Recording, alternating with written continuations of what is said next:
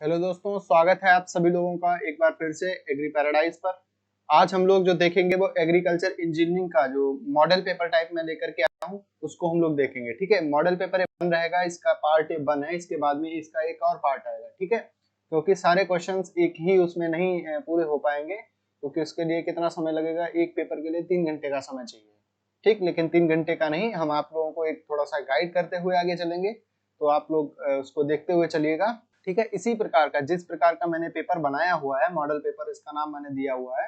ठीक है, ये मॉडल पेपर समझ लीजिए 2022 का पेपर ही आप समझिए। ठीक है, एक बार आप लोग पहले क्या करेंगे, इसके जो क्वेश्चंस हैं वो आप लोग देख लेंगे, फिर एक बार कॉपी पर उतार करके देखिएगा। ठीक है, फिर उसके बाद इसके आंसर देखना शुरू कीजिएगा। तो चलिए हम लोग इसको शुरू करते हैं। सबसे पहले आपके जो प्रश्न होता है, ठीक है, इसमें आता है बहुविकल्पी प्रश्न, यानी कि मल्टीपल चॉइस टाइप क्वेश्चंस जो होते हैं, यानी कि जिनको बोलते हैं एमसीक्यूज। इसमें 4 ऑप्शन आप लोगों को दिए हुए होते हैं, ए, बी, सी और डी। ठीक, जैसे कि ये प्रश्न हमारे सामने दिया हुआ, श्वेत ढलवा लोहा एक रूप है। ठीक, श्वेत ढलवा लोहा किसका रूप है? ठीक, ये इसका अगर हम लोग देखें, श्वेत ढलवा लोहा जो है वो किसका रूप है, तो आप लोग बताइएगा। पिटवा लोहा का है, वेदाग स्टील का है, ढलवा लोहा का है, या उच्च कार्बन इस्पात का है। तो इसमें देखिए, यहाँ पर देखिए ढलवा लगा हुआ है, यहाँ पर भी ढलवा लगा हुआ है। बस थोड़ा सा देखना है कि किस प्रकार से आप लोगों को, मतलब जो चीज पूछ रहा है उसी का आंसर होना चाहिए। तो फिर आप लोग समझते होंगे कि श्वेत ढलवा लोहा जो होता है वो किसका एक रूप है? ढलवा लोहा का रूप है। अगर हम लोग ढलवे लोहे की बात करें तो ये कितने प्रकार के होते हैं? 4 प्रकार के पाए जाते हैं। पहला क्या होता है? श्वेत ढलवा लोहा। ठीक, पहला श्वेत हो गया। दूसरा जो होता है वो कौन सा होता है, आप लोग बताइएगा। भूरा ढलवा लोहा, ठीक है, या धूसर जिसको बोलते हैं, भूरा। उसके बाद में तीसरा आता है धृतशीतित। ठीक है, धृतशीतित, ठीक, ढलवा लोहा। फिर उसके बाद में चौथा आता है आघात वर्ग, आघात वाला। यानी कि ये कितने इसके प्रकार होते हैं? 4 प्रकार का ढलवा लोहा पाया जाता है। कितने? 4 प्रकार का ढलवा लोहा पाया जाता है। ठीक, यहाँ पर आप लोग समझ गए। श्वेत ढलवा लोहा जो होता है वो किसका प्रकार हो गया? ढलवा लोहा का प्रकार हो गया। अगर श्वेत की जगह पर अगर भूरा भी दिया होता, धृतशीतित दिया होता, या फिर क्या दिया होता, आघात वर्ग दिया होता, तो भी हम लोग क्या बोलते कि ये किसका प्रकार है? ये ढलवा लोहा का प्रकार है। तो फिर इसका सही आंसर हो जाता है ढलवा लोहा। हम लोग नेक्स्ट क्वेश्चन की ओर बढ़ते हैं, या फिर एक बार ऐसा करते हैं कि सारे क्वेश्चंस आप लोग पहले एक बार देख लीजिए, फिर उसके बाद में आप लोग बीच में रोक दीजिएगा वीडियो, फिर उसके बाद एक बार आप लोग अपने आप खुद से आंसर कीजिएगा, फिर से दोबारा देखिएगा वीडियो, तब देखिएगा। ठीक है, तो पहले एक बार हम लोग क्या करें, क्वेश्चंस को देख लेते हैं। देखिए, पहला क्वेश्चन से हो गया। दूसरा क्वेश्चन हमारा दिया हुआ है, निम्न में द्वितीयक भूपरिष्करण यंत्र नहीं है। ये चीज ध्यान रखिएगा कि यहाँ पर क्या लगा हुआ है? नहीं है।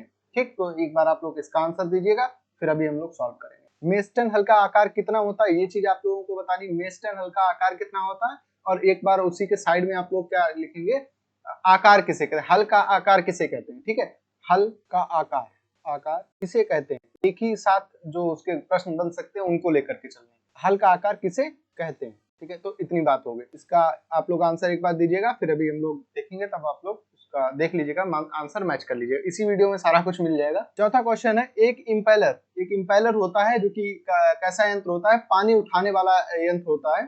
तो वो कितनी ऊंचाई तक पानी उठा सकता है, यानी कि कितनी गहराई से पानी ऊपर की ओर ला सकता है, तो आप लोगों को बताना। पहला ऑप्शन इसका दिया हुआ है 5 से 8 मीटर, ठीक है, या 10 से 12 मीटर, सी है आपका 12 से 15 मीटर, और डी है आपका 15 से 20 मीटर। ठीक है, इसके बाद में हम लोग देखेंगे पांचवा क्वेश्चन, हाथ से कुट्टी काटने वाली मशीन का जो गतिमान चक्र होता है, यानी कि जो पहिया होता है, ठीक है, वह किस लोहे का बना हुआ होता है। ठीक, तो आप लोग बताइएगा, ढलवा लोहा, पिटवा लोहा, या फिर मृदु इस्पात, या उच्च कार्बन इस्पात का बना हुआ होता है। जो भी इसमें आंसर हो, एक बार आप सभी लोग इसमें टिक करके बताइएगा। चलिए अब हम लोग देखते हैं निश्चित उत्तरीय प्रश्न, यानी कि इसमें क्या होता है, आप लोगों को एक लाइन में उत्तर देना होता है। ज्यादा कुछ इसमें बहुत ज्यादा आप लोग लिखेंगे तो कोई फायदा नहीं होगा। ठीक, क्योंकि ये भी एक ही नंबर का आता है, तो एक नंबर में आप लोग इसमें आप लोग जब पहले पढ़ेंगे, नेक्स्ट वाला जो आप लोगों के लिए हम जो वीडियो लेकर के आएंगे, तो उसमें हम लोग बताएंगे आपको। ठीक है, कि किसमें कितनी लाइनें वगैरह लिखनी होंगी, क्योंकि इसमें भी लाना चाहिए था, लेकिन खैर वो मैं भूल गया। ठीक है, तो इसमें आपका पहला प्रश्न है, सरकवा कोल्टर्स क्या होते हैं। देखिए, कोल्टर्स कितने प्रकार के होते हैं, ये भी आप उसके नीचे लिखिएगा। ठीक है, कोल्टर्स कितने प्रकार के होते हैं, ये भी तो प्रश्न आ ही सकता है, होते हैं। ठीक है, तो ये चीज आप लोग बताइएगा। और एक काम और भी आप लोग कीजिएगा, ये पूरा आप लोग पेपर तैयार कीजिएगा, फिर उसके बाद में ऐसा कीजिएगा कि ये वाला जो नंबर है 94 58 23 12 14 पर आप लोग उसकी फोटो भेजिएगा, ठीक है, व्हाट्सएप पे, तो फिर हम लोग आपका मूल्यांकन करके बताएंगे। ठीक, दूसरा प्रश्न यहाँ पर है, कृषि यंत्रों में कर्षण को किस यंत्र से नापते हैं? ठीक, दूसरा प्रश्न आपका हो गया कृषि यंत्रों का जो कर्षण बल है यानी कि खिंचाव है वो कैसे नाप। तीसरा प्रश्न आपका प्राइमिंग क्या होती है? प्राइमिंग एक क्रिया होती है जो वो क्यों की जाती है, किसमें की जाती है, ये सारी चीजें आप लोगों को बतानी है 2 लाइनों में। चौथा प्रश्न है स्प्रेयर क्या होता है? स्प्रेयर और डस्टर का आपने नाम सुना होगा, ठीक है, तो स्प्रेयर क्या होता है। पांचवा प्रश्न है यूपी नंबर 2 हल्का स्वच्छ नामांकित चित्र बनाइए, वो आप लोग खुद ही बना के बताइएगा, ठीक है, आप लोग थोड़ी प्रैक्टिस कर लीजिए, जो भी हल है कल्टीवेटर है एक बार तो कम से कम प्रैक्टिस कर ही लीजिए। और हमारे समझ से हर पेपर में एक आता ही आता है, यानी कि 2 नंबर में कभी कभी आ जाता है, कभी कभी 3 नंबर मतलब 4 नंबर वाला जो प्रश्न होता है उसमें भी नीचे एक कोड करके दिया हुआ है, तो प्रश्न को आप लोग जरूर सही से देखेगा। अति लघु उत्तर यानी कि very short answer type questions को देखेंगे, तो ये कितने नंबर के आते हैं? ये शायद 2 नंबर के आते हैं, मतलब 2-2 नंबर का हर प्रश्न होता है। तो फिर मृदु इस्पात और उच्च कार्बन इस्पात की तुलना करनी है, इसमें क्या करना है, मृदु इस्पात एक साइड में लिखना, दूसरी साइड में उच्च कार्बन इस्पात लिखना, इसकी तुलना करनी है। दूसरा प्रश्न क्या कहता है, हल तथा कल्टीवेटर में अंतर बताइए, आप लोगों को हल तथा कल्टीवेटर में अंतर बताना है। कार्बोरेटर के कार्य क्या होते हैं वो आप लोगों को बताने हैं, कार्बोरेटर कहाँ पर प्रयोग होता है वो भी बताना है। शक्ति किसे कहते हैं, शक्ति के बारे में आप लोगों को बताना है। स्लिप और सीधा फार में अंतर बताना है। ये आप लोगों के 5 प्रश्न हो गए, ठीक है, तो फिर हम लोग अब शुरू करते हैं। आज हम लोग इतना ही रखेंगे, इसके बाद में ठीक है, आज हम लोग इतना ही रखेंगे क्योंकि इसके अगले वाले वीडियो में हम लोग देखेंगे। तो फिर आप लोगों ने ये वाले प्रश्न कर लिए होंगे, उसके बाद में आप लोग क्या करेंगे, अब आंसर देखिएगा। देखिए पहले वाले का आप लोग आंसर देख चुके थे कि ढलवा लोहा हो गया था। ढलवा लोहा यानी कि श्वेत ढलवा लोहा जो है वो 4 प्रकार के, ढलवा लोहा जो होता है वो 4 प्रकार का लोहा होता है, श्वेत, भूरा, द्रुत, क्षितिज और आघातपद, ठीक है, तो इसके बारे में थोड़ा थोड़ा आप लोग पढ़ के जाइएगा। उसके बाद में आप लोग जो पेपर हो तो उसके पहले वीडियो देखना थोड़ा इंपॉर्टेंट रहता है, ऐसे वीडियोस जो होते हैं। निम्न में द्वितीयक भू परिष्करण यंत्र नहीं है, द्वितीयक भू परिष्करण यंत्र कौन सा नहीं है, इसमें से एक बार आप लोग बताइएगा, ठीक है। तो इसमें देखिए क्या है, हैरो जो है वो द्वितीयक भू परिष्करण यंत्र होता है, यानी कि आपके जो 3rd चैप्टर में आते हैं वो सारे द्वितीयक भू परिष्करण यंत्र। और इसमें आता है कल्टीवेटर, वो भी द्वितीयक भू परिष्करण यंत्र है। मेस्टन हल यानी कि ये आता है आपके चैप्टर 1 में, ठीक है, चैप्टर 1 में क्या हल वाला जो चैप्टर है, हल कैसा होता है, प्राथमिक होता है, प्राथमिक होता है। और डी में दिया हुआ ए और बी दोनों, यानी कि ये दोनों है, ठीक, या फिर ये वाला है, कौन सा नहीं है, तो फिर क्या है, द्वितीयक भू परिष्करण यंत्र ये वाला नहीं है, ये कौन सा है, प्राथमिक है, प्राथमिक भू परिष्करण यंत्र है। उसके नीचे दिया है मेस्टन हल का आकार बताइए, मेस्टन हल का कितना आकार होता है आप लोग बताइएगा। देखिए 12 सेंटीमीटर तक होता है, इसका जो आकार होता है वो 12 सेंटीमीटर होता है।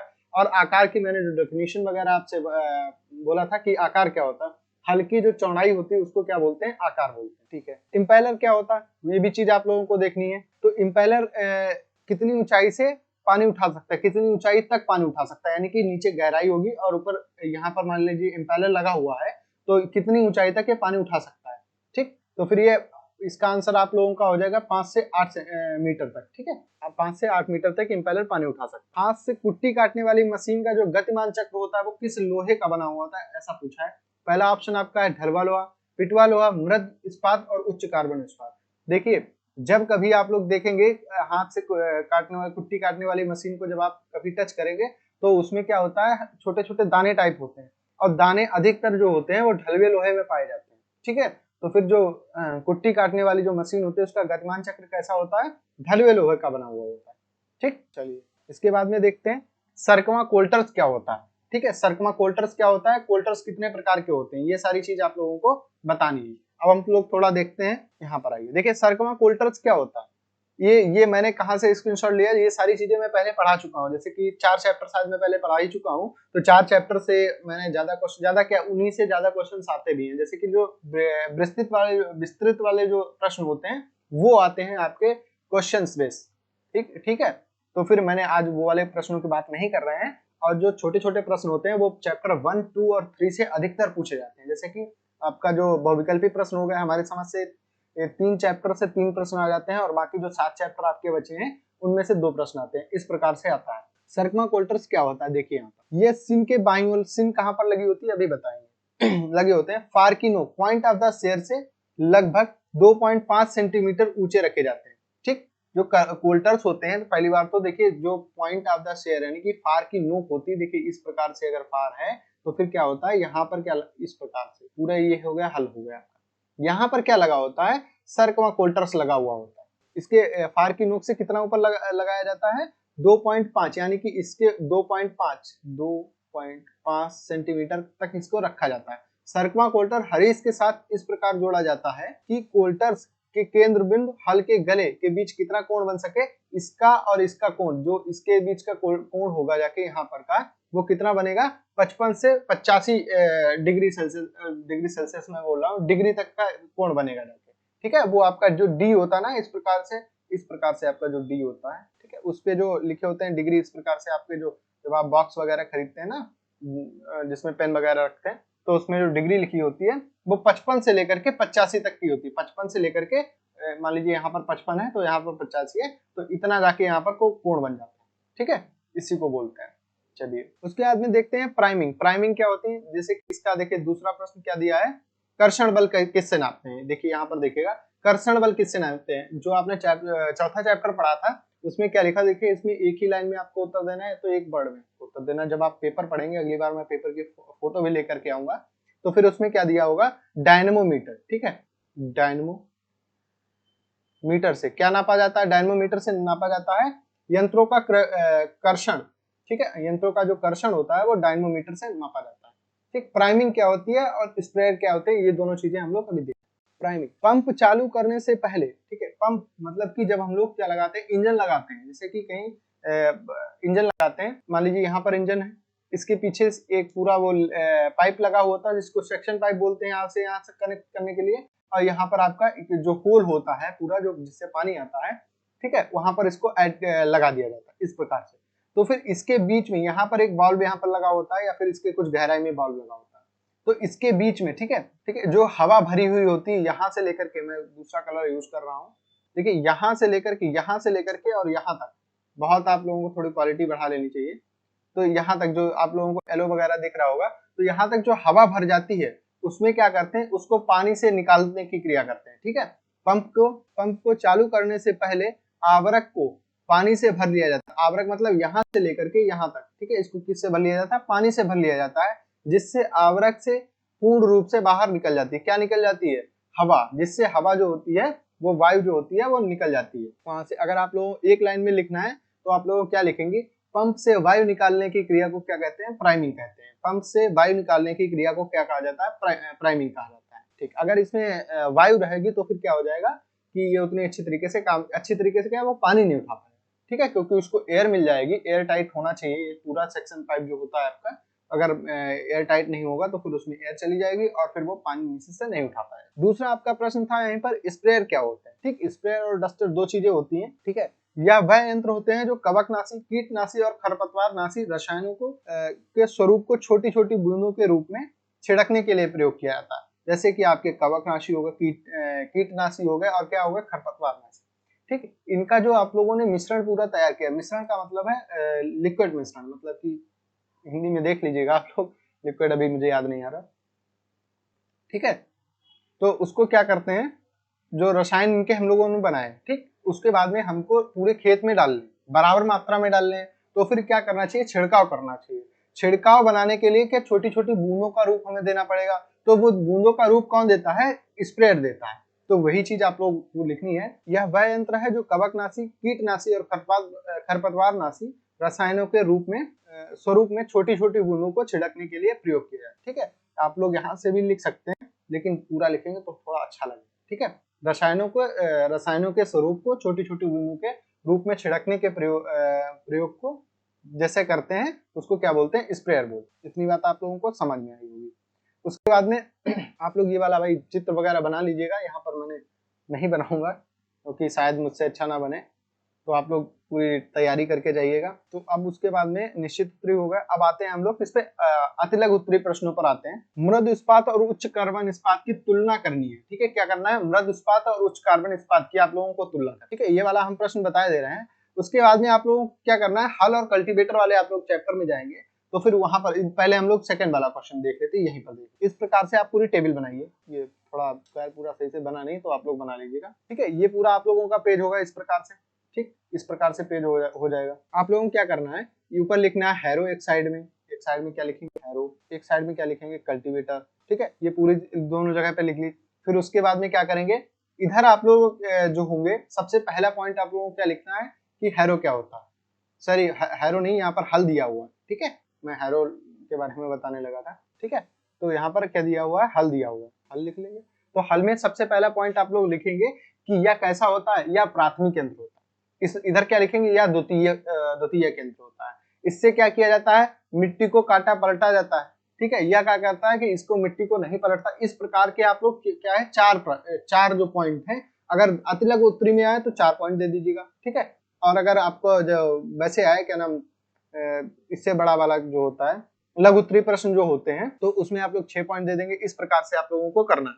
तो फिर कम से कम तो 6 या 8 पॉइंट आप लोग याद करके जाइए। हल और कल्टीवेटर में, हैरो और कल्टीवेटर में, हल और हैरो में, ये सारी चीजें आप लोगों को याद करके जानी है। 8-8 पॉइंट आप लोग याद कर लीजिएगा, पूरा हो जाएगा। तो अब हम लोग देखते हैं मृद इस्पात एवं उच्च कार्बन इस्पात के बारे में देखते हैं, ठीक है। मृद इस्पात और उच्च कार्बन इस्पात के बारे में तुलना कर लेते हैं। देखिए इसमें क्या होता है, कार्बन परसेंट दिया होता है, ठीक है। कार्बन परसेंट मृद इस्पात का कितना होता है, 0.1 से लेकर के 0.5% तक होता है। ये सारी चीजें मैंने पढ़ा रखी है, वहीं से मैंने पेज पूरा उठाया हुआ है, ठीक है। ऐसा नहीं मैंने कहीं और से उठाया है। तो फिर जो चीजें मैंने पढ़ा रखी है उसी प्रकार से देखिए प्रश्न तो बनेंगे आपके बुक से ही, ठीक है। जो आप पढ़ेंगे वहीं से बनेगा।